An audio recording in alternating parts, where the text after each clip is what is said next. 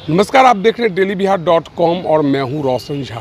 देखिए, बिहार की राजनीति से एक बड़ी खबर सामने निकल कर आ रही है। बताया जा रहा है कि बिहार के बाहुबली नेता आनंद मोहन बहुत जल्द जदयू में शामिल हो सकते हैं।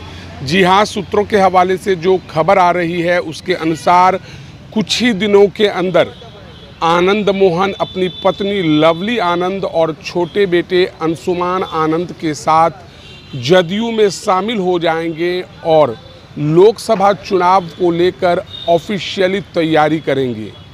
कुछ दिन पहले ही आनंद मोहन मुख्यमंत्री नीतीश कुमार से मिलने गए थे।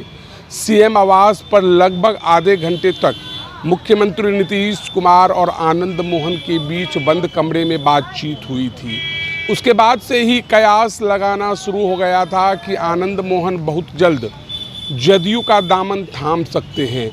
हम ऐसा क्यों कह रहे हैं, इस वीडियो में हम आपको डिटेल में बताने जा रहे हैं। महिला विधेयक बिल के दौरान आरजेडी के राज्यसभा सांसद मनोज झा ठाकुर का कुआं कविता का पाठ करते हैं। इसी बीच आनंद मोहन लालू प्रसाद यादव से मिलने के लिए राबड़ी आवास पहुंचते हैं, लेकिन कहा जाता है कि सुरक्षा कर्मियों द्वारा आनंद मोहन के लिए गेट नहीं खोला जाता है और कह दिया जाता है कि साहब आपसे नहीं मिलना चाहते हैं।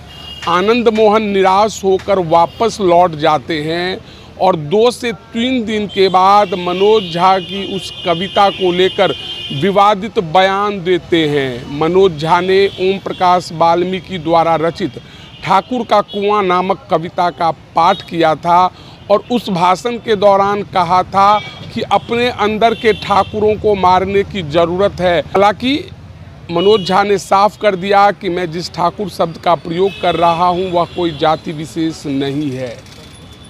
आनंद मोहन और उनके बेटे, जो कि आरजेडी के विधायक भी हैं, चेतन आनंद ने मनोज झा के उस कविता या भाषण पर कहे तो जमकर बवाल किया और इतना तक कह दिया कि अगर मैं सदन में होता तो मनोज झा का जीभ खींचकर सभापति की ओर उछाल देता। उसके बाद बिहार की राजनीति में बवाल मच गया। बात लालू यादव, तेजस्वी यादव या यूँ कहें तो आरजेडी के सभी बड़े नेता आनंद मोहन के खिलाफ जमकर बोलने लगे। शक्ति यादव ने तो यहाँ तक कह दिया कि लालू यादव और तेजस्वी यादव नहीं होते तो आनंद मोहन जेल में सड़ रहे होते।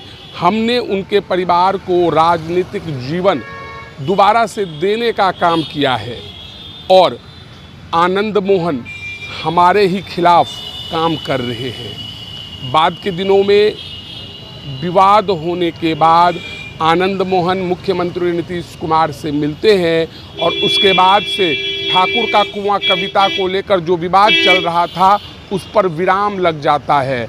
इसी बीच 8 तारीख को राजपूत करनी सेना द्वारा पटना में बड़े पैमाने पर एक कार्यक्रम का आयोजन किया जाता है, लेकिन आनंद मोहन उस कार्यक्रम से गायब रहते हैं। उसी दिन आनंद मोहन दूसरे जगह यानी बिहार से बाहर किसी अन्य राज्य में राजपूत करनी सेना द्वारा आयोजित कार्यक्रम में भाग लेते हैं। तो कुल मिलाकर साफ है कि आनंद मोहन जदयू में शामिल होंगे और अपनी नई पारी का शुभारंभ करेंगे। कुल मिलाकर इतना अब लगभग तय है कि आनंद मोहन आरजेडी में नहीं जा रहे हैं, बीजेपी में नहीं शामिल हो रहे हैं, अपने पूरे परिवार के साथ जदयू का दामन थामने वाले हैं।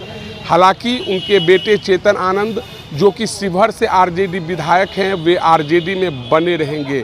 अब ये देखना दिलचस्प होगा कि आनंद मोहन ऑफिशियली कब जदयू का दामन थाम लेते हैं। तो बहरहाल इस वीडियो में इतना ही। अगर आप हमारा ये वीडियो यूट्यूब पर देख रहे हैं तो सब्सक्राइब करें, फेसबुक पर देख रहे हैं तो हमारे पेज को लाइक करें। धन्यवाद।